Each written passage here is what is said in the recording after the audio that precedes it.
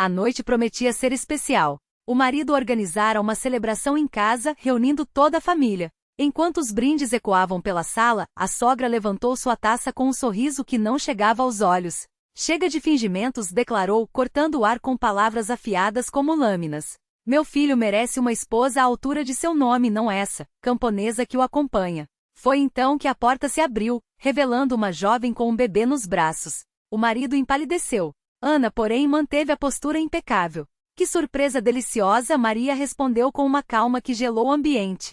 Mas agora é minha vez de surpreender. Antes que os murmúrios se espalhassem, ela fez uma pausa teatral. Antes de prosseguirmos, me digam, de qual país vocês são e quantos anos têm? Aproveitem o espetáculo.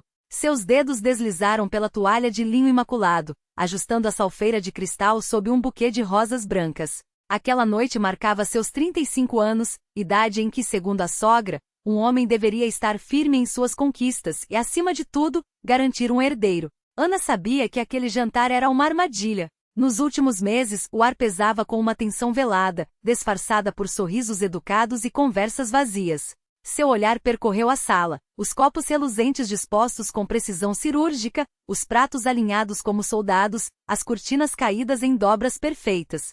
Cada detalhe refletia seu empenho por ordem, por uma harmonia que sua própria vida jamais conhecera. Criada na simplicidade áspera, ela construíra tudo com as próprias mãos, a carreira, o apartamento no bairro nobre, um casamento que à primeira vista parecia um porto seguro, até descobrir que portos também têm tempestades. A campainha soou como um aviso. Era ela, Maria, impecável em seu taier de grife, joias que custavam mais que o salário de muitos, e aquele porte de rainha visitando súditos. O marido, um homem grom, beijou a mãe na face com o constrangimento de um menino pego em falta. Ana, querida, como você está? Interessante hoje, arrulhou Maria, e o veneno em sua voz era mais denso que o perfume francês que usava.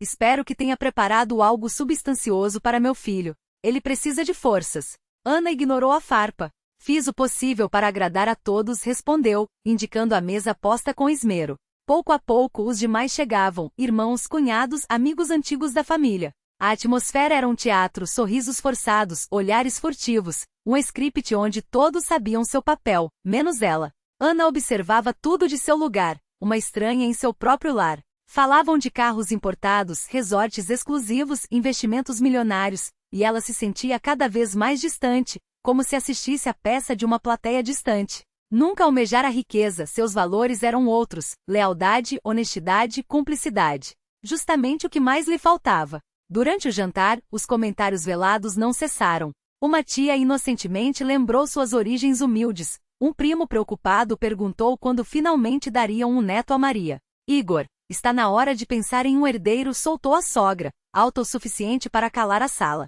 Ana sentiu o rosto queimar, mas manteve a máscara. Sabia que era uma provocação. Respirou fundo e fingiu não entender. Depois de horas de tensão disfarçada de cortesia, quando os doces já estavam servidos, Maria se levantou, taça de champanhe na mão. Queridos, começou com a solenidade de uma juíza prestes a proferir uma sentença, brindo ao meu amado Igor por sua saúde, seu sucesso, e por seu futuro. Seus olhos cravaram-se em Ana como punhais. Um homem como ele merece uma esposa de verdade. Uma que lhe dê um filho, que perpetue nosso sangue. O coração de Ana se contraiu, mas ela já esperava por aquilo. Estava preparada, ou assim pensava, até a porta se abrir. Maria fez uma pausa dramática, saboreando o silêncio atordoado. Infelizmente nem todas compreendem seu verdadeiro papel, continuou fitando Ana com desdém. Mas confio que Igor fará a escolha certa. Um gesto seu, e a porta se escancarou. Entrou Marina, jovem, bonita, com um bebê nos braços e um sorriso tímido. Igor corou até a raiz dos cabelos, paralisado entre a mãe e a amante. Marina avançou, oferecendo a criança como um troféu. A sala congelou. Os convidados trocavam olhares desconcertados. Todos aguardavam a explosão de Ana, lágrimas, gritos, uma cena digna de novela. Mas Ana apenas respirou fundo. Seus olhos passearam por cada rosto. O marido covarde, a amante ingênua, ou não, a sogra triunfante. Não havia desespero em seu olhar, apenas uma frieza calculista. Você tem razão, Maria disse, e sua voz cortou o ar como uma lâmina. Nem todas entendem seu papel. Levantou sua taça. O cristal soou como um sino fúnebre na quietude opressora. Obrigada pelo presente, continuou, com um sorriso que não chegava aos olhos. Mas agora é minha vez. Igor parecia petrificado, preso entre as duas mulheres, como um animal acossado. Maria, pela primeira vez, mostrou uma sombra de inquietação. Marina, antes tão segura, agora se encolhia, apertando o bebê contra o peito. Ana pousou a taça na mesa com um estalo seco. Lentamente tirou de sua bolsa uma pasta espessa. As folhas de papel premium farfalharam ao serem depositadas diante de Maria, como uma acusação silenciosa. Aqui estão todas as respostas, anunciou, varrendo a sala com o olhar. As perguntas que vocês tinham medo de fazer, e as que eu não queria responder. Até hoje. Abriu a pasta. A primeira página exibia capturas de tela, dezenas delas, impressas em alta definição. Mensagens de Marina. Não para Igor, para outro homem. Um homem a quem ela chamava de meu amor paizinho, com quem planejava sugar até a última gota daquele otário, e se livrar da cadela que atrapalha nossos planos. Ana segurou uma das folhas bem perto do rosto de Marina. Reconhece a letra, querida? Perguntou com uma calma que aterrorizou a todos. Marina tentou esboçar um sorriso, um gesto patético, distorcido pela culpa e pelo pânico.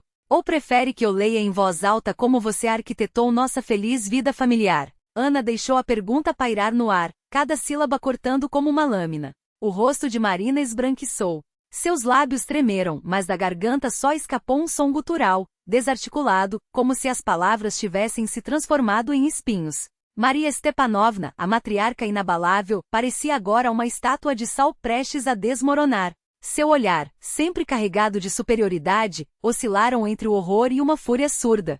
Foi então que Ana deslizou os dedos sobre outro documento. Para os mais céticos disse, com uma calma que gelou o sangue de todos, aqui está o resultado do teste de DNA. Folhas timbradas, carimbos oficiais, a assinatura de um laboratório independente. A prova irrefutável. Igor não era o pai da criança de Marina.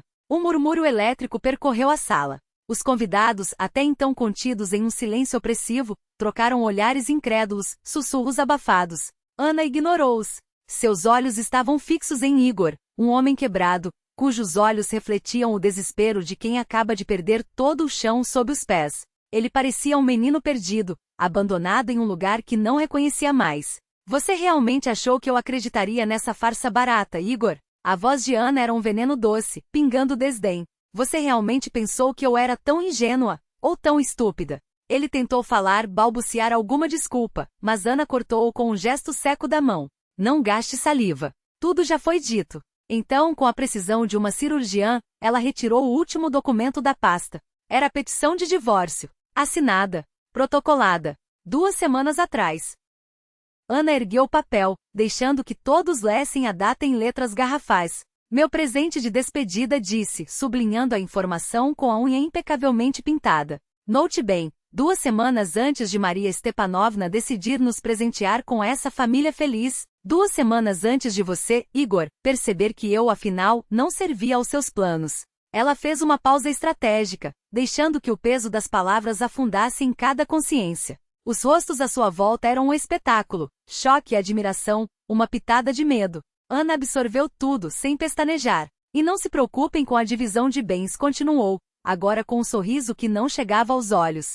Tudo está devidamente arrestado por determinação judicial. Então, Maria Stepanovna. Aqui, ela virou-se para a sogra, cujo rosto ardia em uma mistura de humilhação e ódio. Seus planos de espoliar o que é meu podem esperar. Na verdade, podem esquecer. Foi então que Maria Stepanovna explodiu. Você, como ousa? A voz saía entrecortada, as veias do pescoço saltando como cordas de um instrumento desafinado. Como ousa me enganar, me trair dessa maneira? Ana riu, um som cristalino, quase musical. Enganar? Trair? Ela abanou a cabeça, como se fosse uma professora decepcionada com uma aluna medíocre. Você confundiu os papéis, querida. Eu apenas joguei o seu jogo, só que melhor. Seus olhos varreram a sala, detendo-se nos convidados que minutos antes sorriam com hipocrisia. Agora seus rostos eram máscaras de espanto, algumas até com um brilho de respeito velado. Desculpem pelo fim abrupto da festa, anunciou Ana, elevando levemente a voz.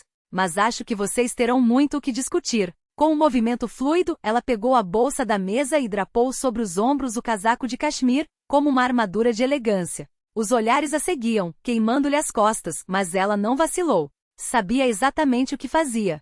Sabia que aquela era a única maneira de se libertar da teia de mentiras que a sufocava há anos. Divirtam-se, disse, já se dirigindo à saída. O espetáculo acabou.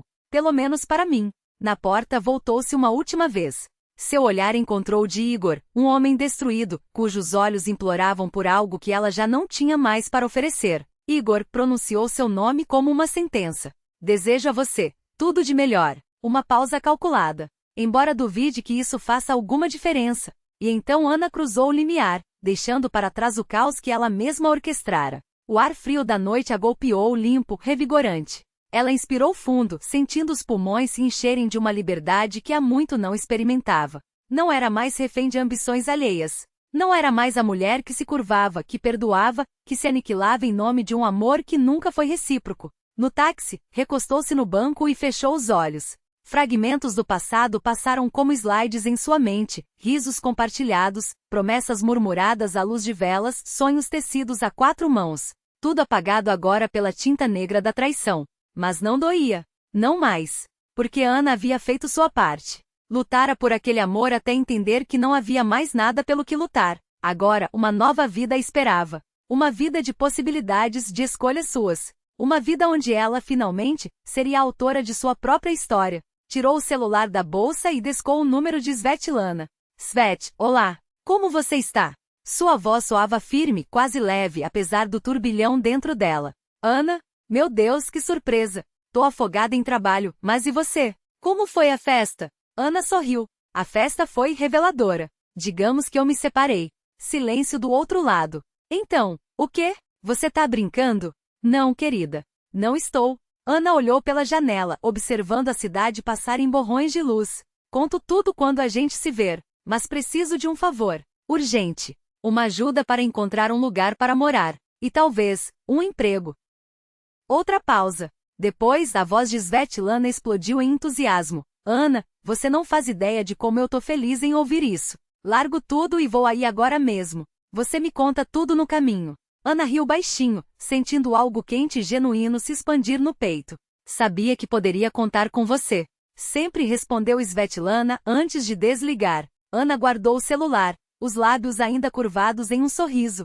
Pela primeira vez em anos, o futuro não lhe parecia um abismo. Era uma página em branco. E ela finalmente segurava a caneta. Ana respirou fundo, sentindo o peso da certeza se acomodar em seus ossos. Não estava sozinha. Tinha Svetlana, que já devia estar a caminho, e outros amigos que mesmo sem saber ainda estariam lá quando precisasse. Essa rede invisível de lealdade era seu escudo. E pela primeira vez em muito tempo, ela não precisava se esconder atrás dele, podia usá-lo para se erguer. O táxi parou diante do aeroporto, e Ana desceu com passos mais leves do que imaginava possível. O terminal de voos domésticos a recebeu com seu burburinho familiar, mas desta vez ela não era mais uma passageira anônima, arrastando malas cheias de desculpas. Era uma mulher com um bilhete de ida, só de ida, para São Petersburgo. A cidade dos canais, das noites brancas, dos sonhos que ela enterrou há tanto tempo. Lá, entre as águas da neva e o murmúrio dos séculos, ela reencontraria algo que havia perdido, a si mesma.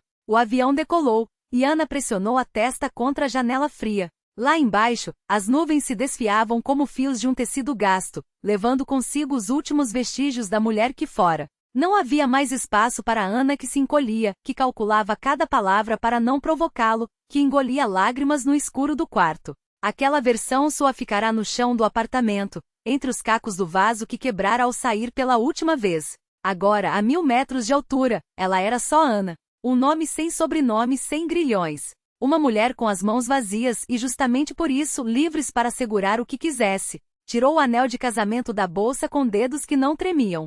O ouro brilhava frio e impassível, como sempre fora o casamento que simbolizava. Girou-o entre os dedos, observando como a luz da cabine se refratava em sua superfície, distorcendo a realidade como um espelho de parque de diversões. Quantas vezes aquele círculo a havia sufocado? Quantas promessas ele carregava, e quantas mentiras?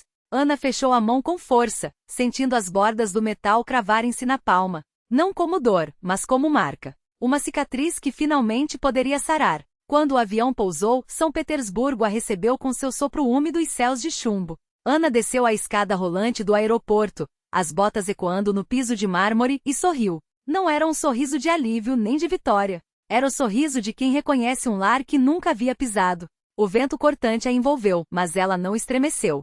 Pelo contrário, abriu os braços como se pudesse abraçar a cidade inteira. Não havia sol, nem promessas de dias ensolarados.